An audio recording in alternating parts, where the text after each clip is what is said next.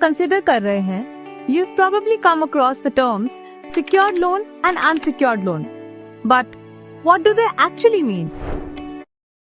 Comparison के साथ समझते हैं which loan is better for any given situation. Now the major difference between the two is that secured loans require you to offer an asset as a security, like property or a car, while unsecured loans don't need any assets as security. अब आपको पहला thought ये, unsecured loans सीम perfect, security भी नहीं देनी है और loan भी मिल जाएगा, बट ऐसा नहीं है। थोड़ा और डिटेल में इनके प्रोज एंड कॉन्स को समझते हैं। अब सबसे बड़ा डिफरेंस जो सिक्योर्ड एंड अनसिक्योर्ड लोन्स में आता है वो है उनका rate of interest. While you can get secured loans between the range of 7% to 12%, आपका unsecured loan की rates can go as high as 30%, making them an expensive borrowing option.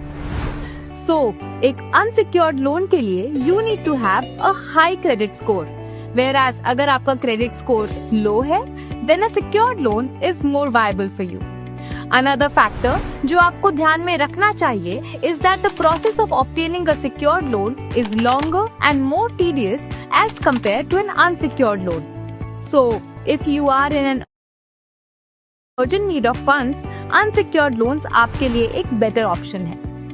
So, to sum up, जब आप loan consider कर रहे हैं, अपने lending partner से secure और unsecured दोनों options चेक करें. अगर आपके पास प्रॉपर्टी है जो आप प्लेज कर सकते हैं, then secured loan is a better option.